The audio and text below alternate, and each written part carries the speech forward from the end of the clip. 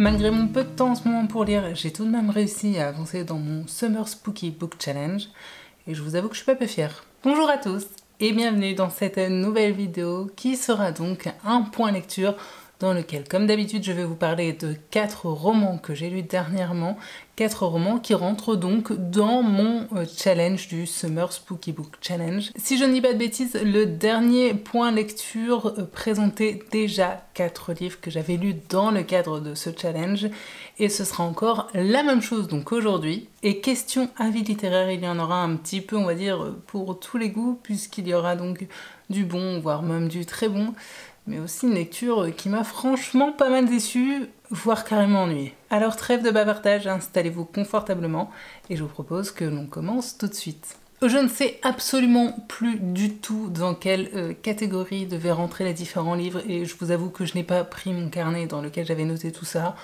De toute façon, ça ne change absolument rien pour vous. Et le premier roman dont je vais donc vous parler aujourd'hui, il s'agit de Trouver l'enfant de René Dunfell aux éditions Rivage Noir. Dans ce roman, on se retrouve donc au cœur des États-Unis, dans un coin reculé, très forestier, très froid, l'Iowa ou l'Idaho, je ne sais plus. Je vous avoue que je ne suis absolument pas du tout experte en état des États-Unis, donc vous m'excuserez.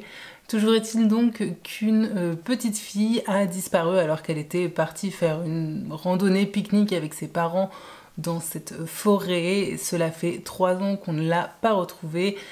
Et donc pour savoir ce qu'il est arrivé à cette petite Madison, ses parents décident de contacter Naomi, qui est une sorte de détective privée un peu spéciale, puisqu'elle s'est au fur et à mesure des années spécialisée dans la recherche d'enfants perdus, puisqu'elle-même, lorsqu'elle était petite, a été kidnappée et gardée prisonnière et qu'elle a réussi à s'échapper de l'endroit où elle était retenue en captivité. Donc on va dire qu'elle a un petit peu malheureusement expérimenté ce que c'était d'être un enfant kidnappé et retenu contre son gré, et ça lui permet peut-être d'appréhender la situation et de remarquer des choses que les personnes lambda ne remarquent pas forcément, et donc de retrouver peut-être un peu plus facilement la trace de ces enfants qui ont disparu du jour au lendemain. Sans grande surprise, j'avais beaucoup entendu parler de ce roman sur la chaîne de Séverine. Il est bien ce livre, ce qui m'a bien sûr donné envie, moi également, de le découvrir. C'est enfin chose faite, et vous le savez si vous suivez la chaîne, hein, je commence à avoir lu pas mal de thrillers et romans policiers, d'autant plus dans cette thématique de la disparition de l'enfant. Et bien malgré tout, René Dunfell a réussi à me proposer avec cette histoire un roman que j'ai trouvé original, que ce soit d'ailleurs dans le fond comme dans la forme. En effet, bien qu'il s'agisse d'une enquête autour de la disparition d'une petite fille, eh bien je trouve que l'auteur a su aborder cette thématique d'une façon plutôt originale. Alors, je pense que cela tient en grande partie du fait que l'enquête en elle-même n'est pas menée, ou en tout cas pas principalement par des policiers, mais donc par un personnage qui elle-même a vécu un kidnapping durant son enfance. Et ce personnage de Naomi donne vraiment toute sa dimension au roman.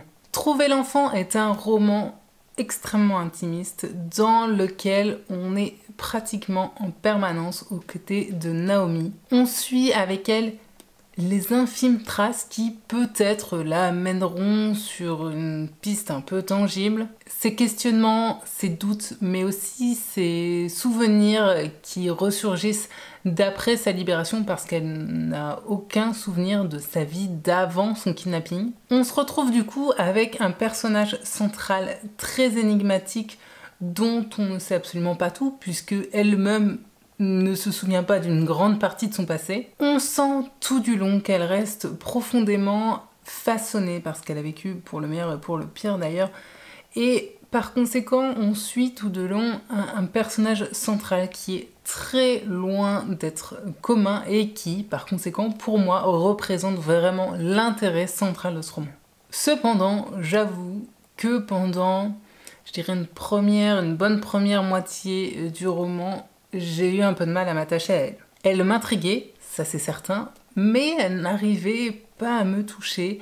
Et puis, petit à petit, au fur et à mesure des pages, c'est vrai que j'ai commencé à l'apprécier de plus en plus et je pense profondément que le fait de découvrir un peu plus son passé et par là sa relation très douce, très tendre et très pudique avec sa mère adoptive et également avec un personnage qui s'appelle Jérôme m'ont beaucoup aidé pour justement développer cet attachement à ce personnage. Attention par contre, bien que nous soyons dans une enquête, donc un petit peu dans un roman policier, le rythme quant à lui est assez lancinant puisque le personnage de Naomi s'imprègne des lieux, de l'atmosphère, elle tâtonne pas mal et donc par conséquent en tant que lecteur, eh bien on tâtonne avec elle. Malgré tout, comme entre deux, ces chapitres avec Naomi sont entrecoupés d'autres chapitres dans lesquels on suit une petite fille captive, j'ai trouvé que l'enchaînement des deux permettait tout de même de créer un certain dynamisme et de garder éveillé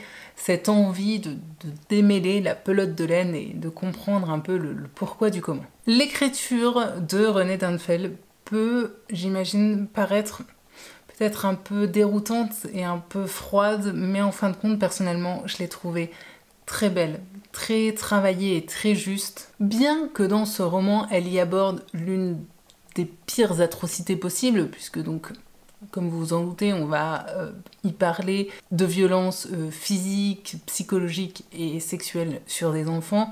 J'ai trouvé que malgré tout, elle arrivait à contrebalancer un petit peu toute cette horreur avec une écriture douce, pudique et presque par moments même onirique. Jamais elle ne parle crûment des sévices qui sont donc subis par ses enfants et c'est vrai qu'en plus de ça, elle mêle pas mal à cette histoire des contes et légendes qui permettent, je trouve, d'adoucir peut-être un petit peu l'ensemble. Bon, malgré tout, en tant que maman, je reconnais 1000 fois que certains passages étaient très durs à lire. Je pense en particulier à un passage dans le bus qui m'a laissé un petit peu sans souffle, mais malgré tout, j'ai beaucoup aimé la façon dont elle a abordé son sujet. Un peu comme si elle avait, de par son écriture, quelque part, respecté ces enfants qui ont subi le pire,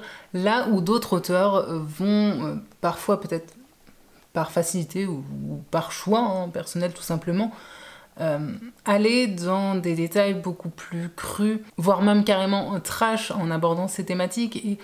Et c'est vrai que je trouve que ce procédé a tendance peut-être par moments à rajouter à l'horreur qu'on imagine déjà subie par ces enfants. Et ce qui n'est pas franchement nécessaire. J'ai adoré la fin, une fin tout à fait satisfaisante et poignante qui m'a serré la gorge et qui en plus de ça, je trouve, annonce assez subtilement quel sera le sujet du tome suivant, parce que oui, il y a un tome suivant que je me ferai un plaisir de découvrir lorsque celui-ci paraîtra au format poche. Je le reprécise donc, Trouver l'enfant n'est pas un livre à lire si vous avez envie, je dirais, d'une lecture autour d'une enquête haletante avec une fin surprenante. Pas du tout. Ce n'est vraiment pas ainsi que l'auteur a construit son roman et quant à la petite révélation finale, elle est amenée au fur et à mesure assez subtilement par différents petits éléments qui font que finalement ce n'est pas une surprise comme on l'imagine généralement, mais que c'est quelque chose, une idée qu'elle fait grandir, je dirais, dans l'esprit du lecteur au fur et à mesure. Trouver l'enfant, pour moi, c'est donc vraiment un roman sur l'instinct, que ce soit d'ailleurs l'instinct de survie ou l'instinct d'enquête, sur la force morale, la reconstruction, sur la lumière au bout du tunnel et bien sûr sur l'horreur absolue qu'est la pédophilie. C'est vraiment un roman à l'ambiance glaciale qui, par moments, donne presque cette sensation de ressentir l'humidité et le désespoir nous transpercer. Si j'ai parfois regretté quelques lenteurs et si j'avoue j'aurais aimé m'attacher beaucoup plus rapidement à Naomi, malgré tout, pour moi, ça reste une très bonne lecture. J'y ai découvert une plume très originale qui, je le sais d'avance, ne plaira pas à tous les lecteurs, mais qui pour ma part a vraiment su me toucher. Une parenthèse glaçante, sombre et un peu stressante qui me donne vraiment envie de de replonger à l'occasion dans l'univers de René Dunfeld. Donc ouais, vraiment une chouette découverte pour ma part.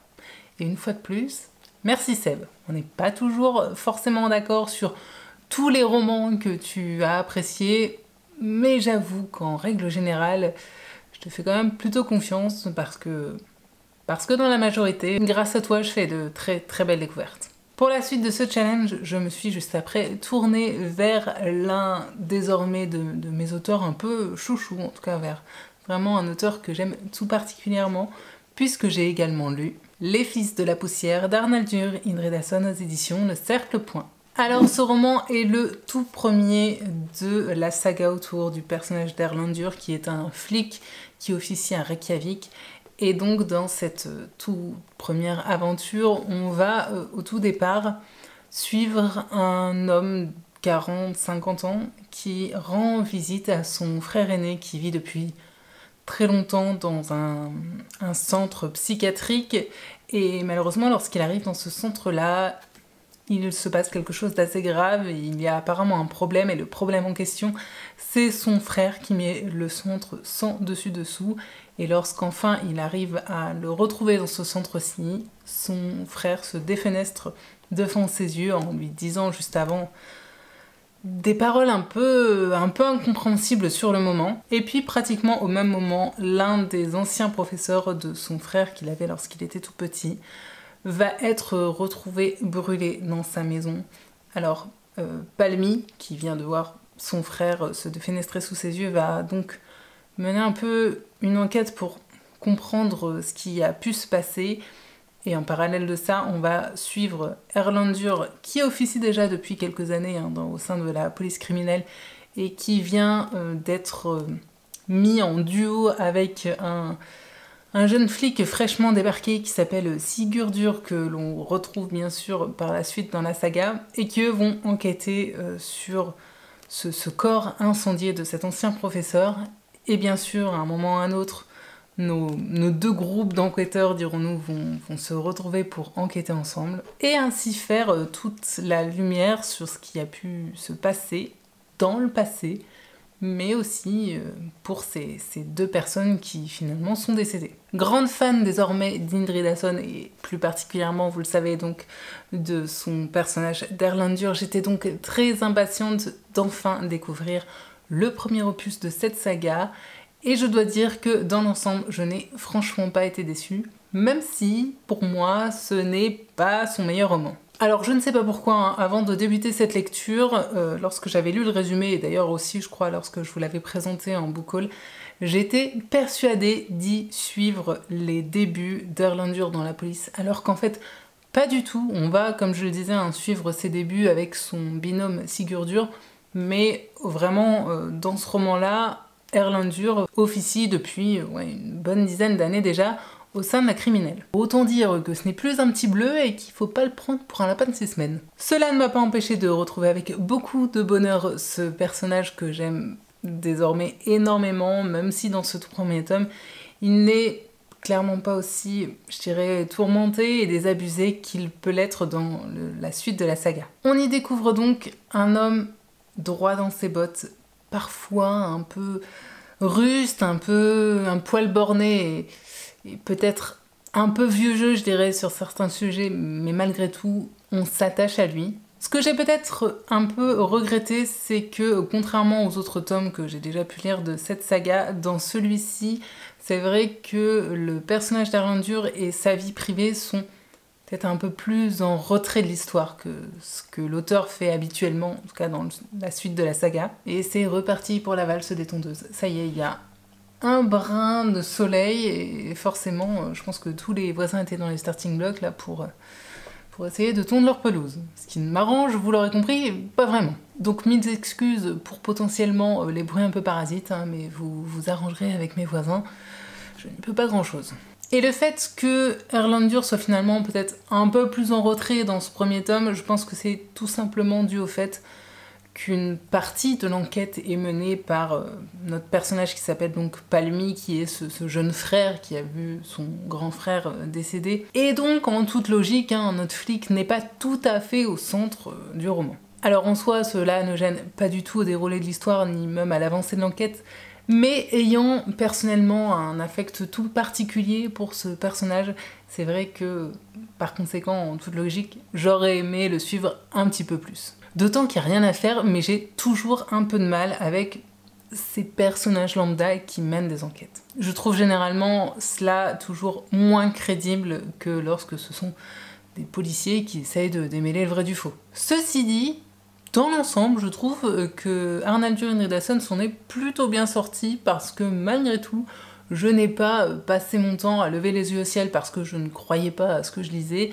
contrairement à d'autres romans policiers où ça a pu arriver. Non, au contraire, je trouve que dans l'ensemble, l'avancée était plutôt bien gérée et que le roman, dans sa globalité, était assez bien équilibré. J'ai juste noté peut-être, pour le coup, un petit manque de crédibilité dans la fin, que ce soit d'ailleurs dans les actions ou encore dans les réactions de certains personnages et bien sûr dans la résolution même, je dirais, de l'enquête. Je trouve que par certains aspects, l'auteur a voulu peut-être aller trop loin et par conséquent on a perdu un petit peu de ce côté très réaliste que personnellement justement j'apprécie tout particulièrement dans ces romans. Je ne sais pas à quel point cette fin est plausible ou non, mais j'ose espérer que l'on reste encore loin de la réalité. Je ne pourrais pas en dire plus, mais si vous avez lu ce roman, je serais ravie d'en discuter avec vous en message privé. Il n'en reste pas moins que la thématique soulevée est très intéressante et toujours terriblement d'actualité, bien que ce roman ait été écrit en 1997. Oui, mesdames et messieurs, ce titre commence à avoir pris pas mal de la bouteille. Cela fait froid dans le dos et j'imagine à quel point, lors de sa sortie, Les Fils de la Poussière a dû encore plus surprendre et questionner. Comme à chaque fois avec Indridason, le côté social de son pays est très présent et c'est personnellement un élément que j'apprécie tout particulièrement. C'est un auteur qui n'a de cesse de parler du côté parfois sombre et pauvre de son pays et qui met également en avant les spécificités territoriales et historiques de ce tout petit territoire. De plus, comme bien souvent avec lui, ses personnages sont bien travaillés avec une psychologie assez complexe. Chez Indridason, rien n'est jamais tout blanc ou tout noir, rien n'est simple et limpide et c'est quelque chose que j'aime beaucoup.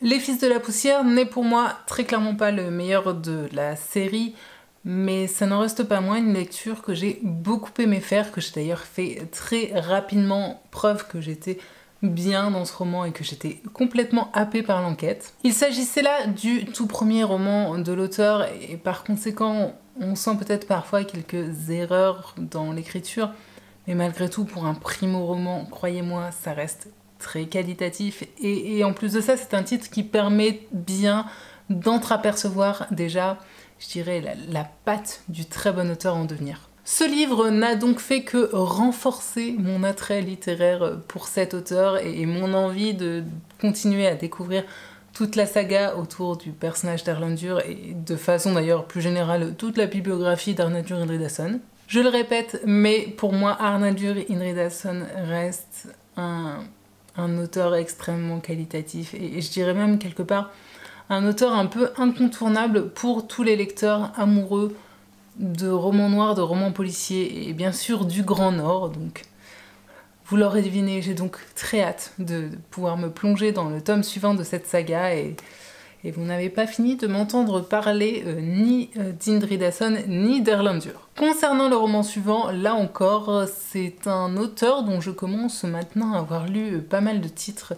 D'ailleurs, il ne me reste plus que 2 de ses romans à lire et j'aurai lu toute sa bibliographie. Et ce roman, il s'agit de Karimora de Thomas Harris aux éditions Le Livre de Poche. Je devrais peut-être plutôt dire Thomas Harris. Bref, l'auteur de la saga Hannibal Lecter. Sauf que ce roman-ci ne fait pas du tout partie de cette célèbre saga, mais c'est bien un one-shot de l'auteur. D'ailleurs, il me semble que c'est le tout dernier qu'il ait publié.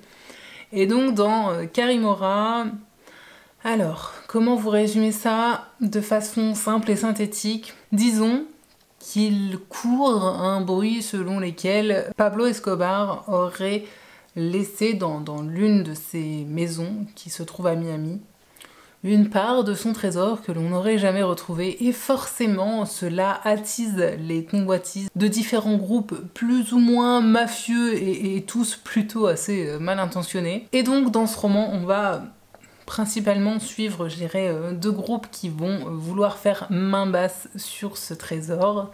Et au milieu de toute cette histoire va se retrouver le personnage de Carrie Mora, qui est une jeune femme au passé assez surprenant, qui n'est absolument pas aussi fragile qu'elle pourrait le laisser croire au premier abord, et qui a, en tout cas pour l'un de ses jobs, de garder cette maison en question qui est régulièrement louée pour tourner des films, des clips ou des choses comme ça. Comment vous résumer mon avis simplement? Je dirais que je crois qu'en dehors de la saga Hannibal Lecter, malheureusement, Thomas Harris a plutôt tendance à me décevoir. Parce que pour rappel, j'ai lu il n'y a pas si longtemps que ça Black Sunday, qui était un autre de ses one-shots, qui n'avait pas vraiment su me convaincre non plus. Vous l'aurez donc compris, on se dirige vers un avis lecture pas forcément très positif. Parce que, même si, je le reconnais, certains aspects de Carrie Mora ont su plutôt me convaincre, dans l'ensemble, ce roman reste une lecture qui n'a pas vraiment su m'emballer. Ceci dit, en toute objectivité, je ne partais pas non plus extrêmement confiante, puisqu'à la lecture du roman, j'avais déjà cru comprendre qu'il y allait potentiellement y être question de gangsters et ou de mafia, et que ce ne seront pas là des thématiques qui personnellement me passionnent, bien au contraire. Cependant, j'avais été vraiment intriguée par la mention dans le résumé de Pablo Escobar, et j'avais donc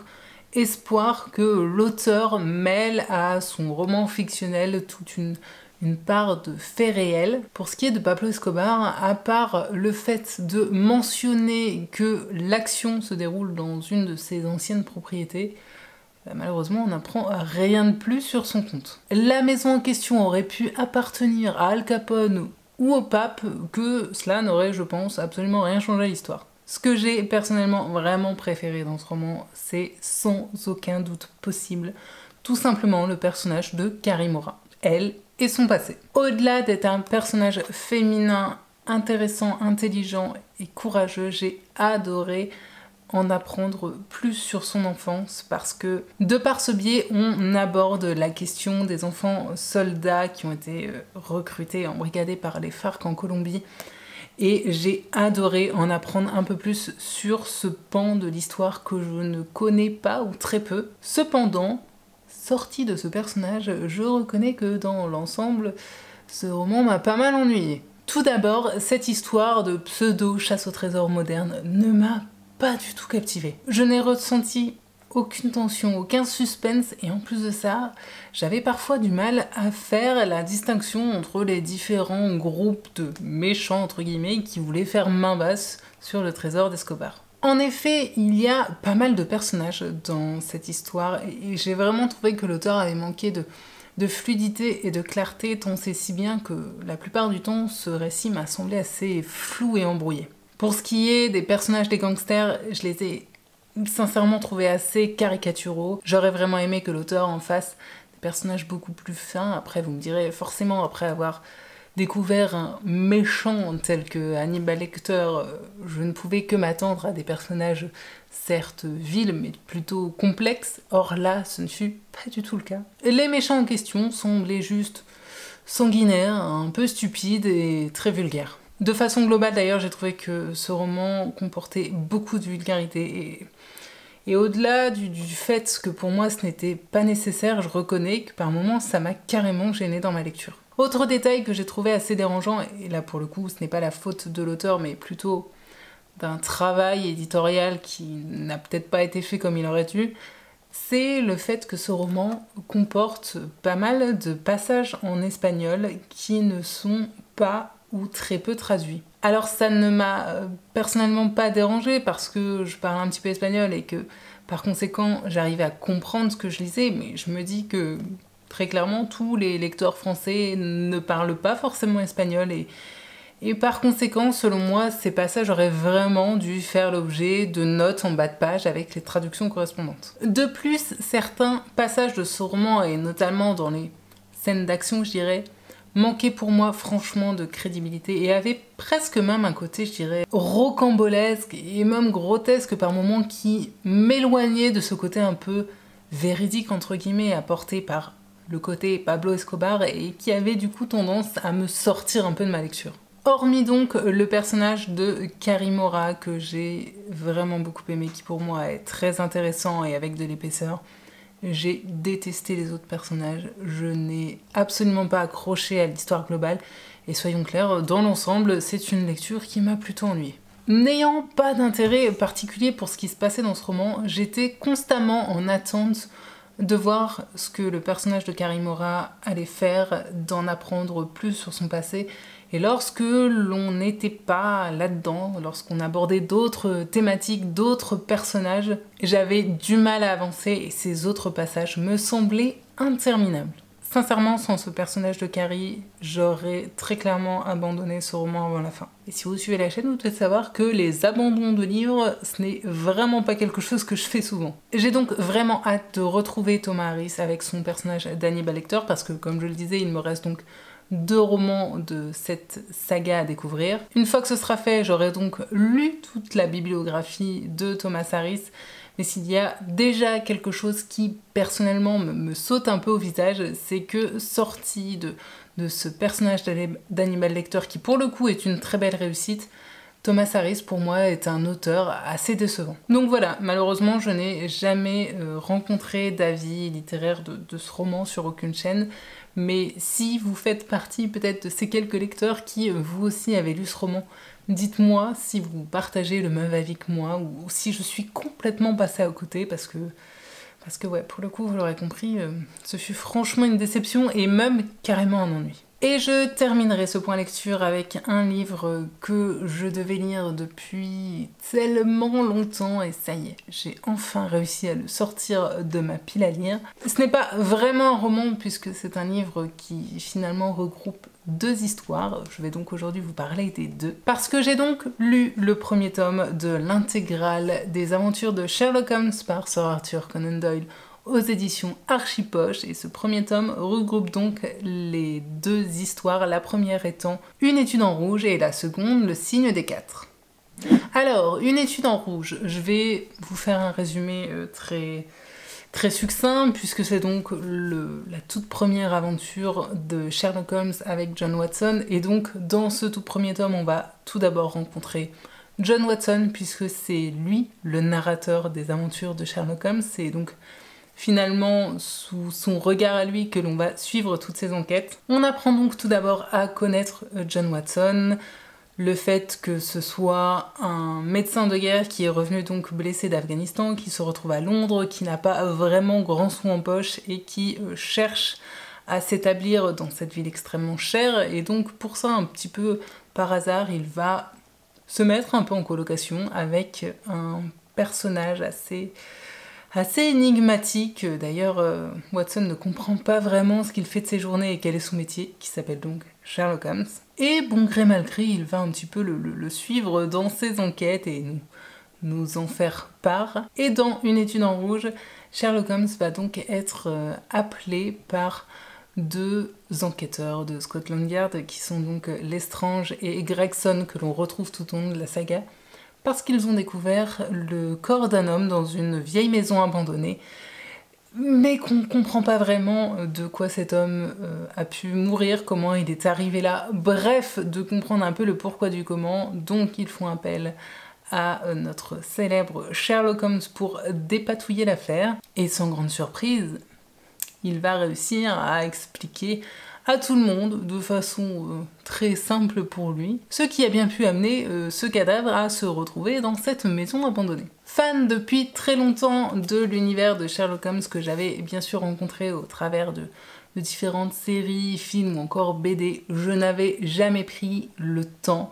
de découvrir vraiment les œuvres originelles de Sir Arthur Conan Doyle. Honte à moi, hein, oui vous pouvez le dire, mais j'avoue que j'avais un peu peur, je crois, d'être déçue et aussi peur peut-être d'un style un peu vieux et un peu lourd. Et une fois de plus, j'aurais dû mettre mes préjugés de côté bien plus tôt parce que j'ai beaucoup aimé ce premier opus des aventures de Sherlock Holmes. Tout d'abord, j'ai été agréablement surprise de découvrir une plume très fluide et très moderne pour son époque. Croyez-moi, si tous les classiques de la littérature pouvaient être aussi fluides et aussi divertissants, j'en lirais beaucoup plus souvent. Sans grande surprise, j'ai adoré le personnage de Sherlock, fidèle à ce que j'avais pu voir de lui, je dirais, dans les adaptations plutôt modernes. C'est en effet un personnage mystérieux, d'une très grande intelligence, d'un savoir époustouflant et d'une mémoire hors norme. Un peu irrévérencieux par moments, l'auteur a parfaitement su teinter son personnage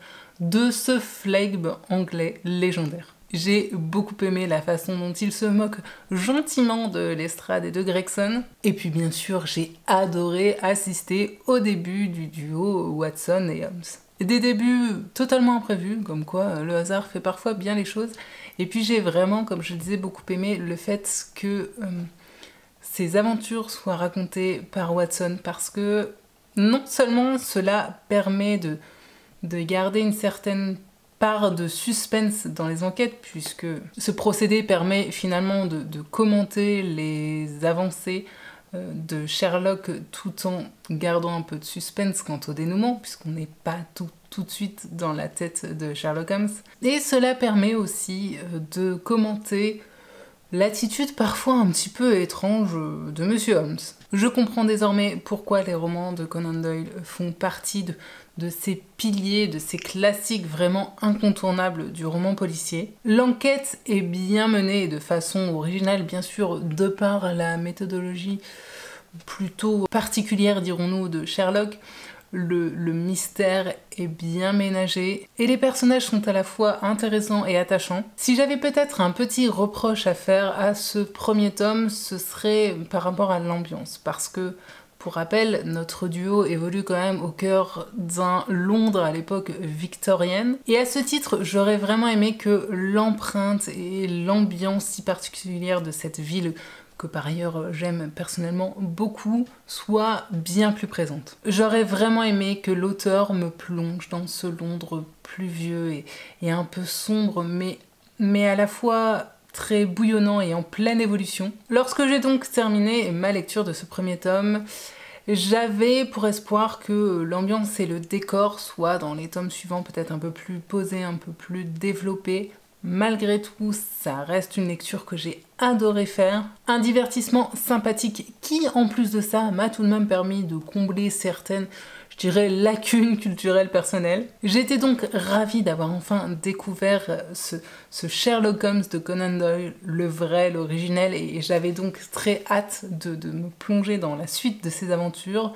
Je vous avoue que je me suis pas mal posé la question de savoir si je ne vous parlais que du premier tome et que je gardais le second pour un peu plus tard ou pas, et puis finalement assez rapidement je me suis dit allez non, faut que t'enchaînes sur le second. J'ai donc également lu dans la foulée Le Signe des Quatre.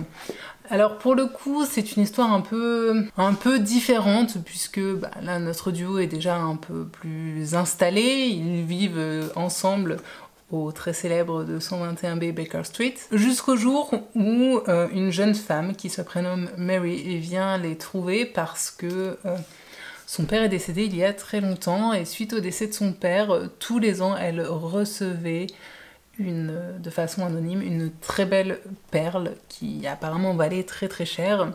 Et cette année, elle a reçu ça avec un mot un petit peu mystérieux qui l'enjoint à aller un lieu de rendez-vous avec deux témoins, donc forcément elle va venir solliciter pour ça l'aide et l'assistance de Sherlock et de Watson, et de là on va basculer dans une histoire passée autour d'un trésor, autour d'un espèce de manoir dans lequel on va découvrir un homme qui est mort, parce que forcément sans cadavre, j'ai envie de dire, il n'y a pas d'aventure de Sherlock Holmes. Et c'est trop compliqué de vous résumer cette histoire, donc je crois que je vais m'arrêter là avant de partir un petit peu dans tous les sens. C'était donc la seconde aventure de Sherlock et de John que je lisais, et même si j'avoue qu'elle m'a peut-être un peu moins emballée que la toute première, là encore, malgré tout, ce fut un très bon moment de lecture.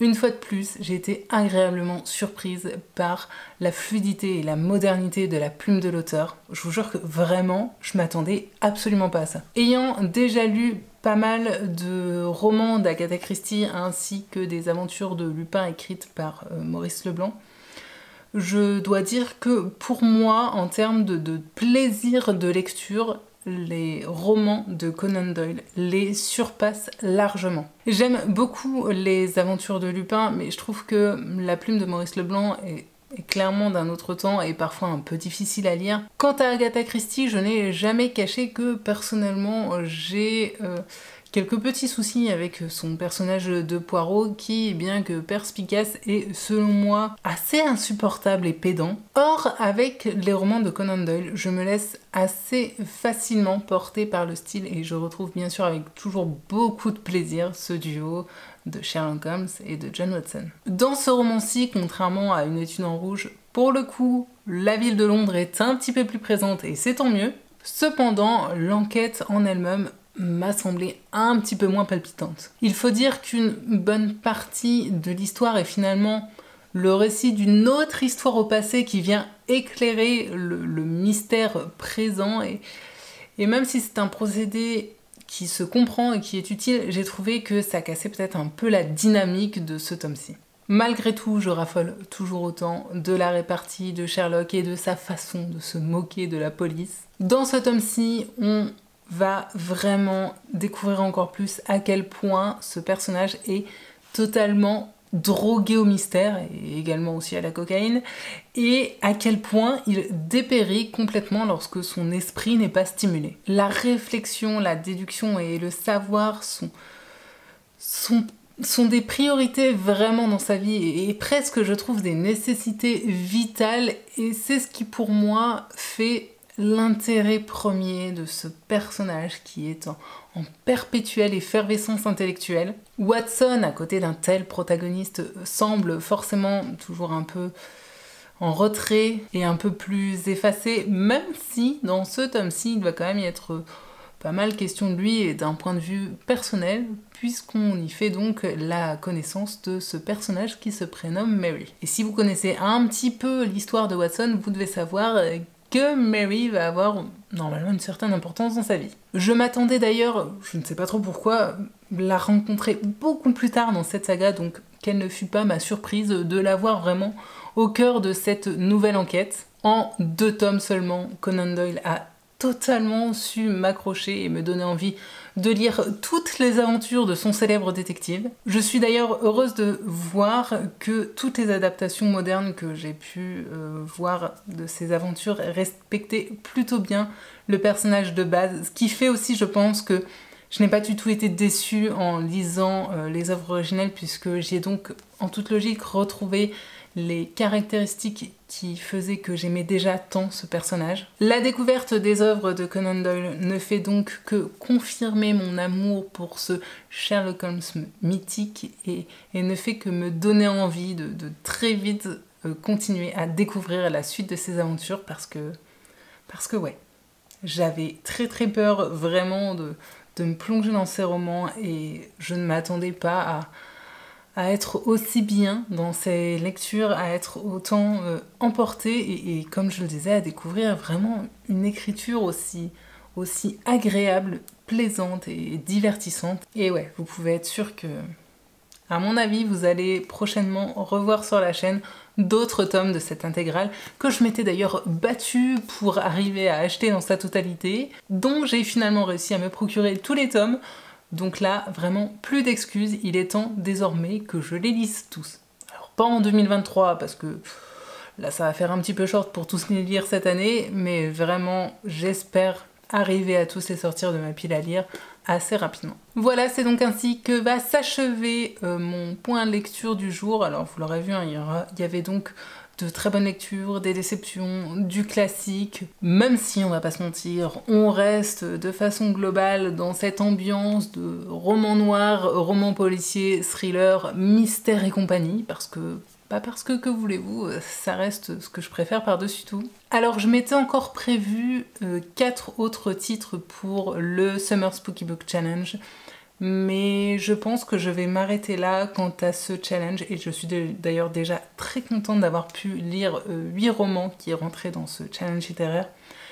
Parce que tout simplement, j'ai fait l'acquisition dernièrement de nouveaux romans que j'ai très envie de lire, et j'ai juste envie de tout simplement écouter mes envies de lecture et de me laisser porter par des titres qui me font envie là sur le moment. J'avoue que cette période n'était peut-être pas la plus propice à me faire des piles à lire, et d'ailleurs de façon globale, je ne fais pratiquement jamais de piles à lire, sauf pour le Black November qui arrive donc au mois de novembre.